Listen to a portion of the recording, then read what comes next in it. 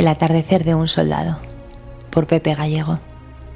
El globo anaranjado caía por el horizonte sin remedio. Así debía ser, un fenómeno natural que cuando se apreciaba bien, como aquella fría pero clara tarde de enero, suponía uno de los espectáculos más bellos de cuanto el firmamento podía ofrecer. Eso lo sabía bien el muchacho, que permanecía absorto en ese pensamiento mientras disfrutaba de aquella preciosa puesta de sol. Tendido en el suelo, giró la cabeza y siguió avanzando, apoyado sobre sus codos, de manera lenta y sigilosa a través de la maleza. El suelo estaba duro y helado. El frío había penetrado en la tierra y la había convertido en un perfil áspero, como si de cemento se tratara. El color de su ropa de camuflaje le mimetizaba perfectamente con el entorno, pero al arrastrarse tenía que levantar ligeramente las rodillas para evitar alertar al enemigo con el sonido de siseo que provocaba el roce de su vestimenta contra el irregular firme. De pronto, un potente y ensordecedor silbido barrió el aire. Como mucho fueron un par de segundos a los que la mente no pudo llegar tan rápido como la consecuencia. Aquel zumbido letal se transformó en un proyectil de mortero, cuya onda expansiva envolvió al soldado literalmente volando por los aires, yéndose a estrellar contra la parte baja de la copa de un árbol y cayendo posteriormente a los pies del mismo. El fuerte impacto dejó al chico sin respiración, con un pitido infernal en los oídos. Tras unos segundos de confusión, notó un dolor punzante en la parte izquierda del pecho. Tembloroso, se palpó el torso y encontró rápidamente la fuente de ese dolor. Un trozo de rama sanguinolenta sobresalía sobre su costado. Notaba ese espeso ardor de la sangre caliente expandiéndose por la casaca. La rama había atravesado sus costillas lateralmente.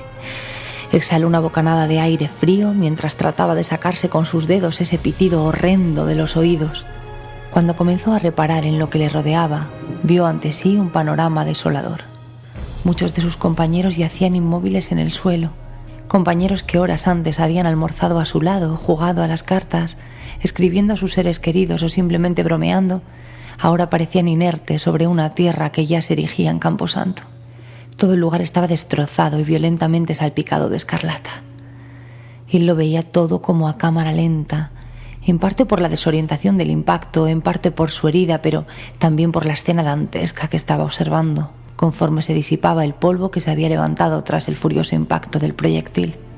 El pitido de sus oídos iba decreciendo y comenzaba a oír levemente, como si se encontrara a un centenar de metros del lugar, aunque quizá hubiese sido mejor que el pitido continuara, pues lo que escuchaba solo era muerte y dolor.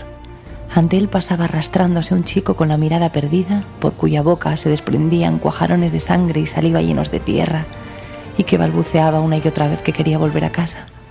Observó horrorizado que el muchacho tenía los pantalones hechos jirones a la altura de los muslos, por donde asomaban 2 trozos de carne desgarrada en el lugar donde debían de estar sus piernas. Alargó la mano como tratando de ayudarle o darle un apoyo que no lograba concretar, pues no sabía qué hacer. Le volvió a mirar porque notó que había detenido su arrastrar y vio que ya no se movía ni hablaba. Sus azules ojos estaban vidriosos, con las pupilas dilatadas y mirando un punto indefinido que ya no veía. Había perecido. El soldado apartó la vista ante aquel horror y miró a su derecha, de donde llegaban las voces amortiguadas de alguien que pedía un médico. Era el sargento, que trataba de hacer un torniquete con su cinturón a la pierna casi desprendida del teniente, que solo repetía sin cesar: los chicos, en referencia a su batallón y sin percatarse de la gravedad de su herida. El soldado vislumbró a unos metros a un chico lloroso al que reconoció de inmediato, pues era el soldado que había montado guardia con él 2 noches antes. El muchacho en cuestión llamaba desesperado a su madre mientras se taponaba inútilmente con sus manos el abdomen, por el que las vísceras se desparramaban grotescamente.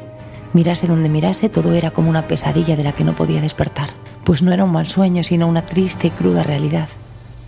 Con mucho esfuerzo y mientras se agarraba el trozo de rama que atravesaba su costado izquierdo, logró levantarse. Un compañero de la Cruz Roja advirtió su alzamiento y fue a socorrerle, pero declinó la ayuda y señaló a su compañero de guardia, que seguía llorando y llamando a su madre, pues era evidente que necesitaba ayuda más que él. Avanzó torpemente entre cadáveres, soldados ilesos que ayudaban a sus compañeros, gritos de dolor de unos, plegarias desesperadas de otros, pero el muchacho tenía la vista fija en un punto. Miraba fijamente a aquella bola aplastada y anaranjada que se ponía en el horizonte. Al llegar a un claro del bosque, se arrodilló y disfrutó de aquel bello atardecer que probablemente jamás podría volver a contemplar. El poderoso fulgor de la gran estrella se reflejaba en sus ojos color miel que centelleaban ante la impresionante estampa que la naturaleza le brindaba y que era totalmente opuesta a la que el hombre había provocado unos metros a sus espaldas. Comenzó a temblar, pues un frío antinatural se estaba adueñando de su cuerpo. Una mano fría de dedos huesudos le agarró por el brazo diciéndole: «Vamos, ha llegado la hora».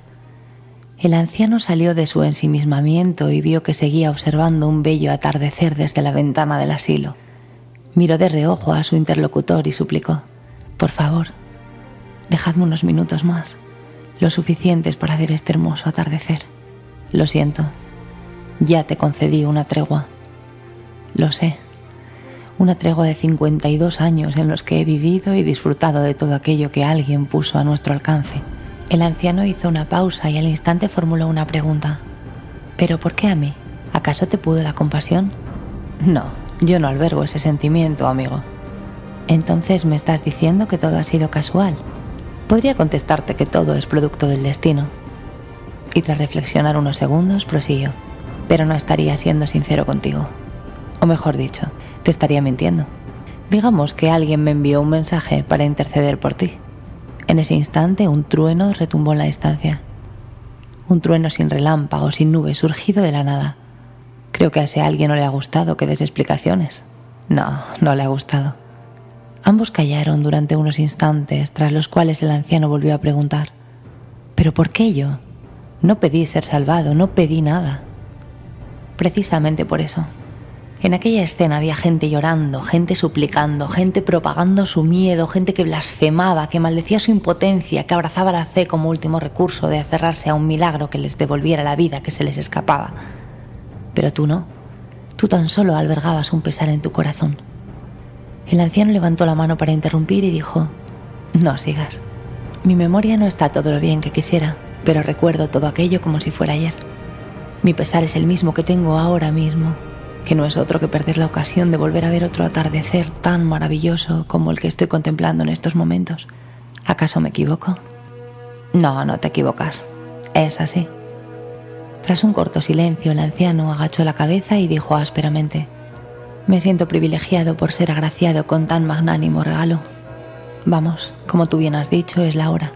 Pero antes de que pudiera girarse, la helada mano de la muerte se soltó del brazo y se colocó en el hombro derecho del anciano al tiempo que le dijo: «Espera, termina de ver el atardecer». El anciano, sorprendido, preguntó: «¿Es un gesto compasivo el que detecto en ti?» «No, ya te dije antes que yo no debo albergar ese sentimiento». «Entonces, ¿estáis negociando con él de nuevo?» «No, además yo nunca negocio, amigo. Digamos que me apetece ver contigo el fin de este atardecer antes de conducirte a las tinieblas». El anciano sonrió, levantó la cabeza y siguió viendo la puesta de sol mientras una lágrima surcaba lentamente su mejilla.